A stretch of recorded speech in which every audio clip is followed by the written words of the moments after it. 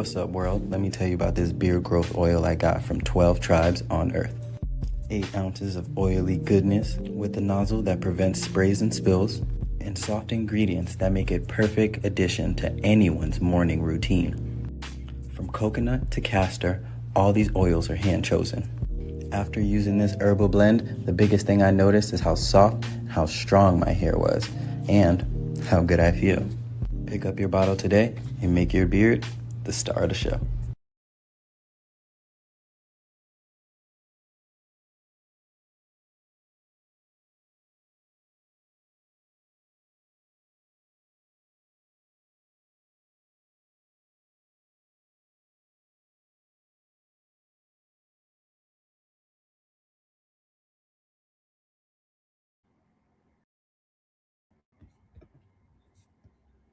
Shalom, family. Good to see you. Hope you're doing well. Well, we got quite a few things to talk about. I know I got off to a later than usual start. I had to do some spring cleaning today. It's something I've been putting off now for the last 3 weeks. And I said, you know what? I need to get this done. And so that's how I spent my morning. And I'm glad I did it. I'm darn near done. I just got a few little things to do, and that's it. So, we got a couple of things we're going to be talking about. Donald Trump is, of course, bashing NATO for not helping. I don't know why anybody would have to help with a war you faked up and went out there and fought and ended up getting your ass kicked. Then he was mad because nobody stepped up to the plate to help with the Straits of Hormuz. And he is now harping on Greenland again. So you're going to see those two things coming up. NATO, which he calls useless. And Donald Trump is still talking about taking over Greenland. After watching the way you fought out there in the Persian Gulf, my money is on Greenland. So that's what I got to say about that. My money is on Greenland. So anyway, y'all, after this, I have 2 more podcasts coming up. So we'll probably run until like about 7:45. So if you're wondering what's coming up, there's some good things coming up, actually. And one may actually get your blood boiling. So the U.S. Navy seized an Iranian cargo ship. So you can just about say negotiations are dead, you know, and this was exactly what Iran was talking about. When you were supposed to do a ceasefire, you seized their cargo ship. All right, so you're out there doing piracy again, stealing people's stuff that don't belong to you. So they're back at it again. And I'm working on another one, y'all, where these Mexicans had a podcast, and they were on there talking about we don't deserve reparations. Now, I don't know what our reparations got to do with some damn Mexican. Okay, y'all don't have nothing to do with our reparations. In fact, what I'm going to do on that podcast is prove how the Latin American nations owe reparations. So instead of talking about us not getting reparations, y'all better figure out how you going to pay out on reparations, because all of you Latin American countries owe reparations, actually. Y'all did the same thing the U.S. did. You gave money to slave owners, and you did not give one dime to the enslaved people that were there. So all of you babbling about what we don't deserve, you owe reparations, MFer. You owe reparations. And I'm going to talk about that on my podcast tonight. So I will get that all set up, and more than likely it'll be like around 7:45. So be on the lookout for that. All right, y'all. Let me go ahead and share my screen.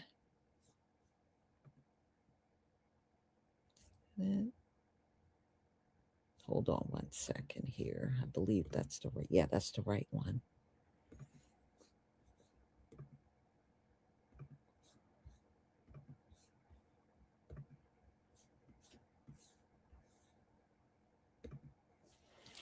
Please give me a 1 if you can see my screen.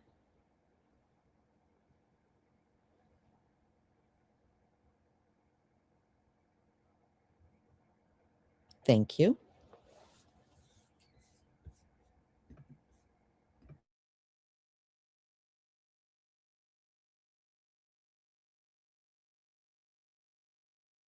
So what he has tried to do is tried to bully Americans, allies, and partners into doing the work for him, into coming in and protecting ships that go through the Strait of Hormuz so that they'll be able to open traffic without the U.S. having to send in ground troops.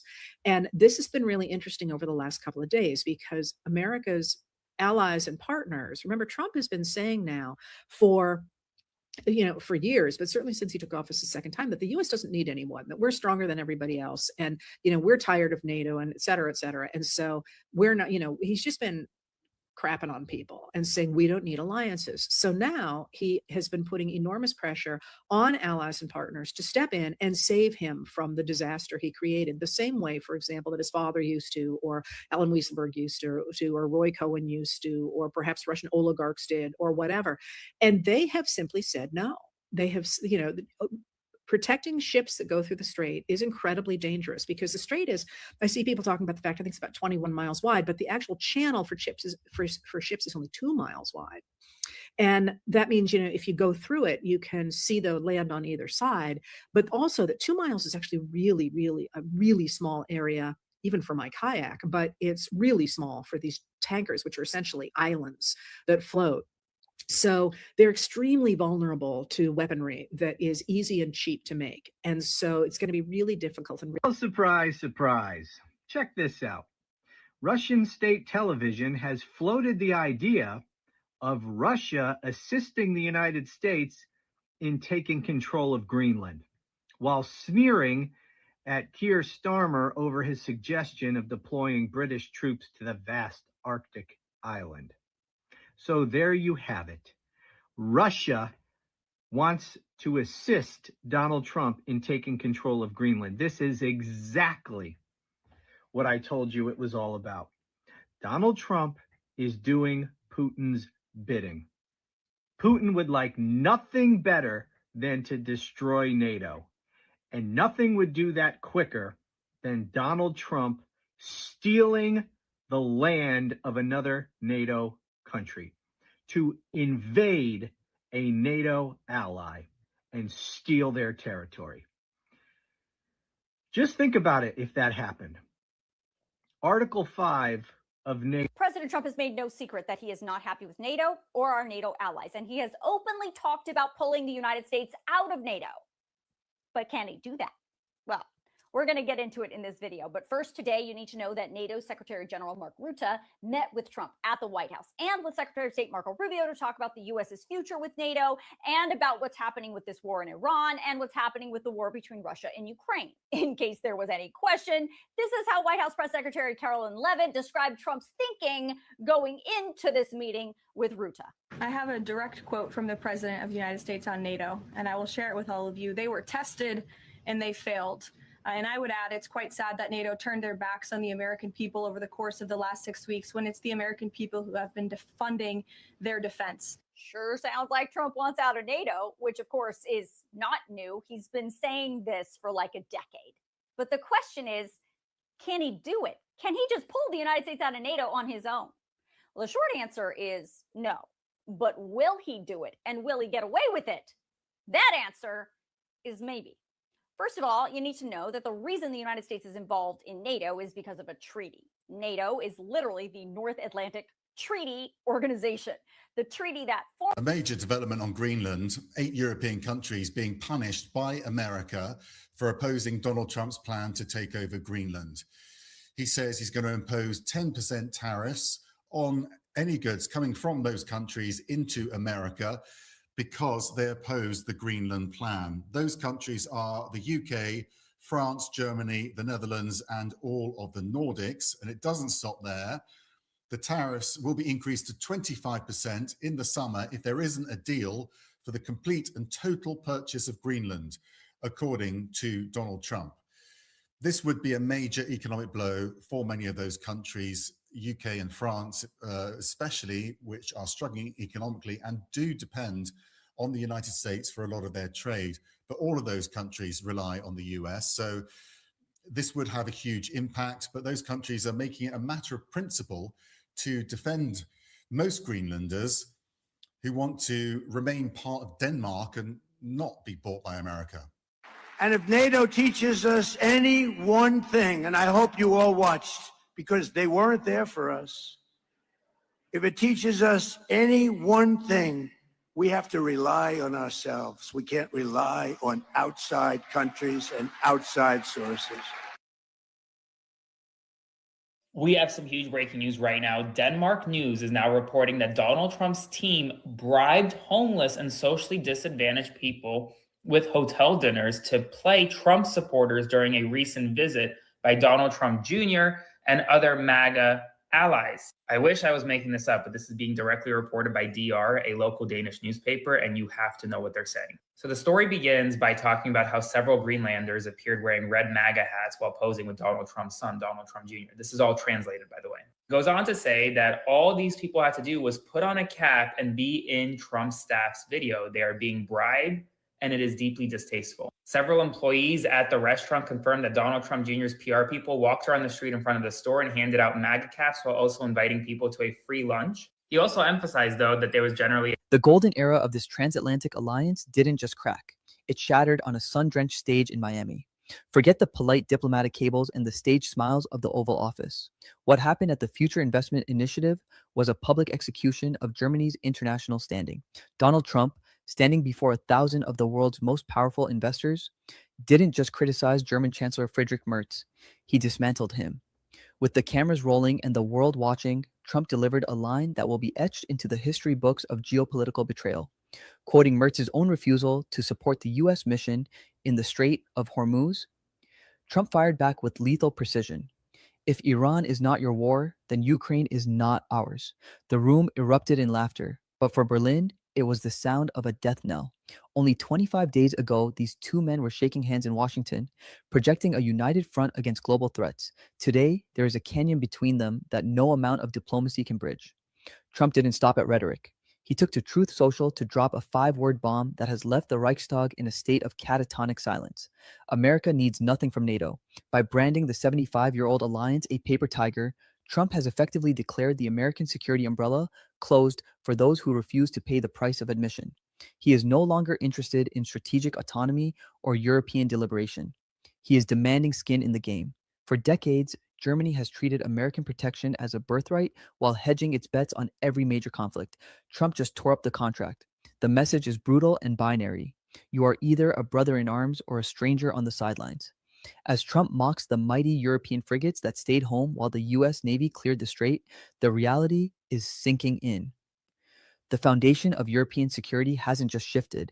It has been pulled out from under Merz's feet by a man who remembers every slight and calculates every loyalty. The special relationship is dead. The era of the transactional alliance has begun, and Germany is currently bankrupt in the only currency Trump values: action. The betrayal didn't happen in a vacuum. It was a cold, calculated deconstruction of trust that began in the hallowed halls of the Oval Office and ended in the shark-infested waters of the Persian Gulf. On March 3rd, Friedrich Merz stood shoulder to shoulder with Donald Trump, projecting an image of ironclad solidarity. He spoke of a shared position on the Iranian regime, calling it a terrorist entity that had to be stopped at all costs. For a brief moment, Washington believed that the new Germany under Merz had finally found its spine. But as history has shown, Berlin's promises often have the shelf life of morning mist. The mask slipped exactly 14 days later, when the Trump administration issued a direct call to its NATO allies to secure the Strait of Hormuz, the world's most critical energy artery. The response from Berlin was a chilling silence followed by a sharp no. A spokesperson for Merz delivered the sentence that would sever the transatlantic cord. This is not a NATO. Participation was not and is not being considered. The hypocrisy of strategic autonomy becomes clear when you consider the staggering duplicity of this logic. In Washington, Merz was a friend and a partner. In Berlin, he was a bureaucrat hiding behind parliamentary procedures. Defense Minister Boris Pistorius added fuel to the fire, mockingly suggesting that Trump expected a handful of European frigates to do what the mighty US Navy could not. This wasn't just a refusal to provide military aid, it was a public taunt. It was a declaration that Germany was happy to enjoy the cheap energy and global security provided by American blood and treasure, but would not risk a single bolt on a German ship to defend the very lanes that keep German factories running. Trump's reaction was instantaneous and scorched earth. He didn't just tweet, he redefined the hierarchy of the Western world. While Merz was busy explaining his principled neutrality to the German press, Trump was already crowning his successes. He announced that the US military had obliterated 97% of Iranian launch sites, running 2 weeks ahead of schedule. Then came the ultimate insult to the globalist establishment. Trump jokingly, yet pointedly, renamed the waterway the Trump Strait. A new hierarchy of power emerged. While the hall in Miami roared with laughter, the underlying message was a dagger to the heart of German diplomacy. Trump began listing the allies who actually stepped up: Saudi Arabia, Qatar, the UAE, and even Kuwait. Notice who was missing: the leader of Europe, the economic powerhouse. Germany was nowhere to be found. This led to the emergence of a new Trumpian hierarchy of European leaders, a list that should keep every official in Berlin awake at night. According to former advisors, the pecking order is clear. Mark Rutte, NATO Secretary General, the man who knows how to talk to Trump. Giorgia Meloni of Italy, the leader who acts while others talk. Alexander Stubb of Finland, the frontline president who understands real threats. And Friedrich Merz. For 75 years, the North Atlantic Treaty Organization stood as the unshakable bedrock of Western power. It was a blood pact, a brotherhood of steel forged in the aftermath of World War II. But in just 7 days, that entire legacy has turned to ash. The unthinkable has happened. NATO has officially stabbed the United States in the back. The collapse didn't happen with a whimper, but with a series of slamming doors. 5 major European powers, Spain, France, Italy, Portugal, and the United Kingdom, have effectively staged a geopolitical coup by shutting their skies to American military aircraft. This isn't just a diplomatic spat. It is a total blockade of US air superiority in Europe. It began with Spain. Defense Minister Margarita Robles delivered the fatal blow, declaring that not a single American plane involved in operations against Iran would be permitted to use Spanish airspace or bases.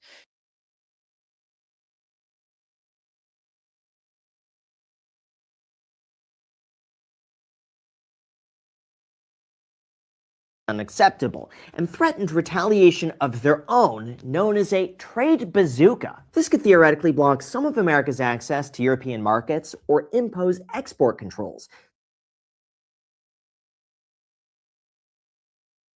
Okay, y'all. Donald Trump is threatening to put tariffs on every nation that did not help out in the Persian Gulf. So he's talking about 50% tariffs on every single nation that refused to join the US out there.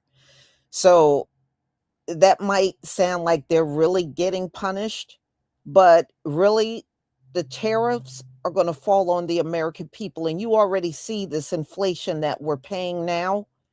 If he does this tariffs, it is going to go even more crazy as far as prices are concerned. And for the most part, his tariffs have messed up the economy. And then he further messed up everything with the war. So if he does it, it's only going to get worse for us.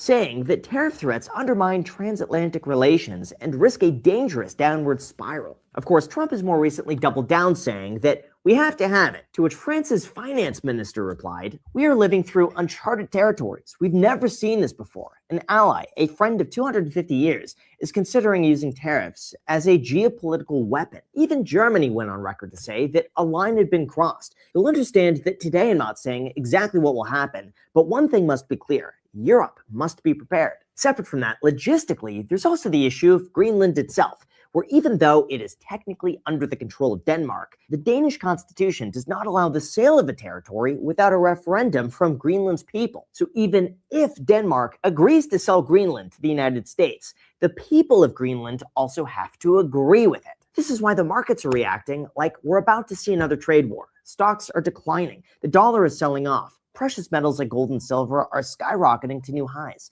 And if Europe actually fires back with that trade bazooka, what happens next isn't just a trade war. It's a global chain reaction that's about to affect prices.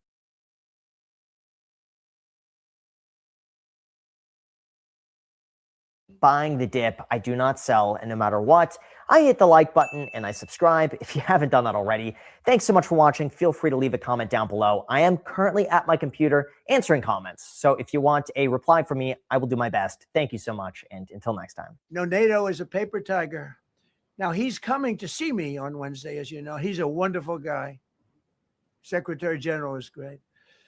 And Mark Rutte, he's a great person, but he's got, and you know, it all began with, if you want to know the truth, Greenland. We want Greenland. They don't want to give it to us. And I said, bye-bye. Okay, thank you very much, everybody. Thank you. It's the middle of the night, and Donald Trump just went on one of his most insane social media posting sprees yet. I'm talking leaked text messages, AI images, and more. You just got to see it for yourself. It all started at 12:26 a.m. on the East Coast, where Donald Trump announced that he will be meeting with a number of world leaders in Davos, Switzerland, to talk about his potential invasion of Greenland. Seriously. And then just moments later, he went on to leak his text messages with President Emmanuel Macron of France, where he said, "I do not understand what you're doing on Greenland. Let's try to build something great." He offered some meetings with Donald Trump to talk it through and come to a solution. And instead of responding, Donald Trump just leaked the messages. He then posted this AI image of him meeting with world leaders. And in the back, you can see a board that has the United States, Canada, Greenland, and Venezuela covered in an American flag. I guess he wants to take over all of those countries. Then at 1 a.m., he posted an AI image of him, Marco Rubio, and JD Vance taking over Greenland, planting an American flag. He continued posting, and then he leaked his text messages with the Secretary General of NATO, who said, "I'm committed to finding a way forward on Greenland," and said that he's excited to see him in Switzerland. And there were many more posts in addition to those, all taking place at a course correcting is the absolute opposite of what he does.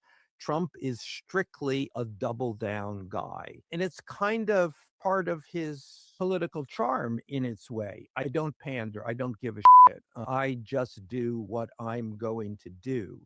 And for various points, that has been impressive, even charming to lots of people. But at various other points, it's calamitous.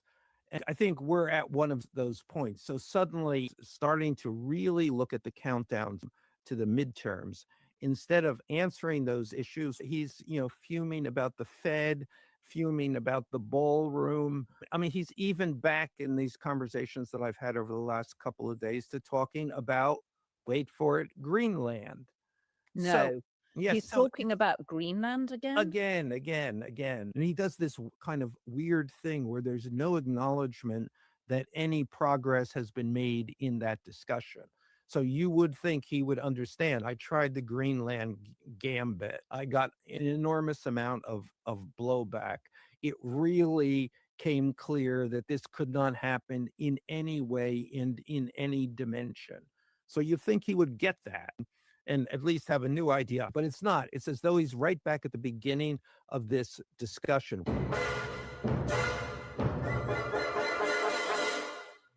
America just quietly walked away from the most powerful military alliance in human history. No announcement, no vote, no goodbye, and most people have absolutely no idea it's happening. Today is April 18th, 2026. The Strait of Hormuz is open. Oil dropped 10%. The Dow is up. On the surface, the headlines look like a win, progress, relief, but pull back the curtain on those headlines, and what you find is not a victory, it's a trade that took 77 years to build and just weeks to start breaking apart.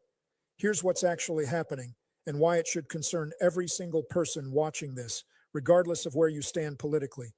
Let's go back to November 2025, because that's where this story really starts. President Trump designates Saudi Arabia as a major non-NATO ally, the 20th country to receive that status. That same week, Crown Prince Mohammed bin Salman visits the White House. A formal defense agreement is signed. And Trump announces the U.S. will sell F-35 stealth fighter jets to Saudi Arabia, the most advanced combat aircraft ever built. That would make Saudi Arabia the first U.S. security partner in the Middle East, other than Israel, to acquire the F-35. Newsweek. Let that sit for a second. F-35s were previously reserved only for democratic allies with strong institutional oversight, countries like Japan, Australia, South Korea, nations we had built trust with over decades. Now those jets are headed to a monarchy with no parliament, no opposition party, and no public accountability. That was November. Then February 2026 arrives, and Iran fires hundreds of missiles and drones across the Persian Gulf. Saudi Arabia, the UAE, and Qatar all take fire. The region is in crisis. The administration responds, but here is how it responds that matters. On March 20th, Secretary of State Rubio invokes emergency powers under the Arms Export Control Act to push through weapons sales without waiting for Congress. Roughly $23 billion in weapons sales to the UAE, Kuwait, and Jordan, air defense systems, radar equipment, advanced munitions, all pushed through as the Middle East war continued to escalate. CNBC, no committee hearings, no floor vote, no public debate, $23 billion, gone, signed, done. Congressman Gregory Meeks, the ranking Democrat on the Foreign Affairs Committee, called it an abuse of emergency powers, and he's right. That emergency clause exists for genuine sudden threats, not for quietly rebuilding America's entire alliance system while a crisis provides cover. And while all of this was happening, something else was playing out on the other side of the world. Every NATO ally declined to join the Iran war or participate in the Strait of Hormuz blockade. All of them. France, Germany, the UK, Italy. None of them sent warships. They weren't willing to enter a conflict they didn't start, didn't vote for, and weren't consulted on. Trump's response was immediate. He told The Telegraph he is strongly considering pulling the United States out of NATO. When asked if he would reconsider after the Iran conflict ends, Trump said, "Oh yes, I would say it's beyond reconsideration. I was never swayed by NATO. I always knew they were a paper tiger." Time a paper tiger. That's what he called the alliance that kept the peace in Europe for 77 years. The same alliance that after September 11th invoked Article 5, an attack on one is an attack on all, for the first and only time in history, not for Europe's sake, for ours. Every NATO ally said, America was attacked, and we stand with America. Now we're calling them a paper tiger. If this is the first time you're hearing any of this clearly explained, that's exactly why this channel exists. Hit subscribe, because we go this deep every week. After his April 8th and 9th meetings with NATO Secretary General Mark Rutte, Trump posted that NATO was tested and failed. The administration then began exploring plans to punish NATO countries that refused to join. So what he has tried to do is tried to bully Americans, allies, and partners into doing the work for him, into coming in and protecting ships that go through the Strait of Hormuz so that they'll be able to open traffic without the U.S. having to send in ground troops. And this has been really interesting over the last couple of days because America's allies and partners, remember, Trump has been saying now for years, but certainly since he took office a second time, that the U.S. doesn't need anyone, that we're stronger than everybody else. And, we're tired of NATO and et cetera, et cetera. And so we're not, he's just been crapping on people and saying we don't need alliances. So now he has been putting enormous pressure on allies and partners to step in and save him from the disaster he created, the same way, for example, that his father used to, or Alan Weissenberg used to, or Roy Cohen used to, or perhaps Russian oligarchs did, or whatever. And they have simply said no. They have, protecting ships that go through the strait is incredibly dangerous because the strait is, I see people talking about the fact, I think it's about 21 miles wide, but the actual channel for ships is only 2 miles wide. And that means, if you go through it, you can see the land on either side, but also that 2 miles is actually really, really a really small area, even for my kayak, but it's really small for these tankers, which are essentially islands that float. So they're extremely vulnerable to weaponry that is easy and cheap to make. And so it's going to be really difficult. And well, surprise, surprise. Check this out. Russian state television has floated the idea of Russia assisting the United States in taking control of Greenland, while sneering at Keir Starmer over his suggestion of deploying British troops to the vast Arctic island. So there you have it. Russia wants to assist Donald Trump in taking control of Greenland. This is exactly what I told you it was all about. Donald Trump is doing Putin's bidding. Putin would like nothing better than to destroy NATO. And nothing would do that quicker than Donald Trump stealing the land of another NATO country, to invade a NATO ally and steal their territory. Just think about it if that happened. Article 5 of NATO. President Trump has made no secret that